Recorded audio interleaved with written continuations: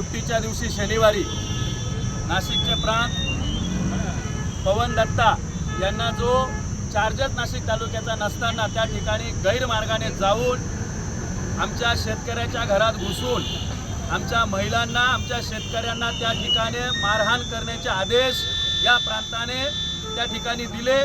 आमच्या माता भगिनी 80 वर्षाच्या आजींना 30-35 वर्षाच्या आमच्या महिलांना त्या ठिकाणी मारझोड केली। मारझोड नुसती केली नाही तर त्यांचा विनयभंग करण्याचा सुद्धा प्रयत्न या प्रांत अधिकाऱ्याच्या माध्यमातून त्या ठिकाणी झाला। म्हणून आज शेतकऱ्यांच्या सर्व पंचक्रोशीतल्या शेतकऱ्यांच्या उपस्थितीत आज आम्ही या ठिकाणी नाशिक जिल्हाधिकारी या ठिकाणी आंदोलन केलंय। आम्ही नाशिकच्या जिल्हाधिकाऱ्यांना या राज्याचे मुख्यमंत्री देवेंद्रजी फडणवीस, कुंभमेळा मंत्री गिरीश महाजन यांना विनंती केलेली आहे की या प्रांताचं तात्काळ निलंबन करून याच्यावर विनयभंगाचा आणि मारहाणीचा गुन्हा दाखल करून त्याच्यावर गुन्हा दाखल करून त्याला अटक करा। आणि त्याचबरोबर जे जबरदस्ती सक्तीच्या जे काही मोजण्या चालू आहे, अरे कुंभमेळा कोणासाठी आहे तर कुंभमेळा आमच्यासाठी आहे। आणि त्याच कुंभमेळ्याच्या नावाखाली तुम्ही व्यापाऱ्यांचं, तुम्ही बिल्डरांचं धार्जिनं धोरण धरून ज्या मागच्या बिल्डरांच्या जमिनी आहेत त्या रस्त्यावर आणण्यासाठी आमच्या या अल्पभूधारक शेतकऱ्यांवर जो अन्याय करताय तो तात्काळ थांबवा। आम्हाला तो रस्ताच नकोय।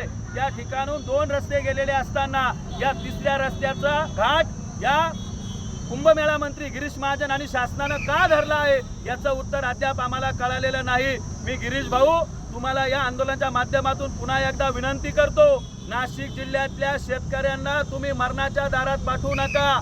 कुंभमेळ्याच्या नावाखाली आमच्या शेतकऱ्यांचा अंत पाहू नका। जिल्हाधिकारी साहेब, आपण त्या ठिकाणी जबाबदार खुर्चीवर बसलात। आपण त्या ठिकाणी म्हटलं का फक्त मोजण्या केल्या म्हणून काही जमिनी आम्ही घेतल्या नाही। अरे तुमची पहिली पायरीच ती आहे आणि आमच्या जमिनी मोजायचा मग तुम्हाला कोणी अधिकार दिला का? तुम्हाला जमिनी घ्यायच्या नाही तर मग मोजण्या कशासाठी करताय?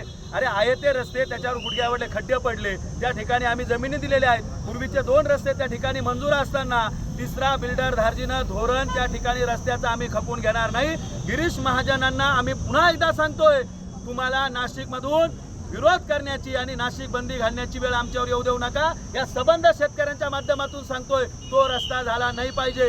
प्रकरण न्यायप्रविष्ट असताना त्या प्रांतांनी त्या ठिकाणी चुकीची कारवाई केली असताना त्याच्यावर गुन्हा जर दाखल नाही झाला तर आम्ही आज कलेक्टर ऑफिसचं हे गेट सोडणार नाही। जोपर्यंत प्रांतावर गुन्हा दाखल होत नाही, त्याचं निलंबन होत नाही, तोपर्यंत आम्ही शेतकरी हे जिल्हाधिकाऱ्याला गेट सोडणार नाही।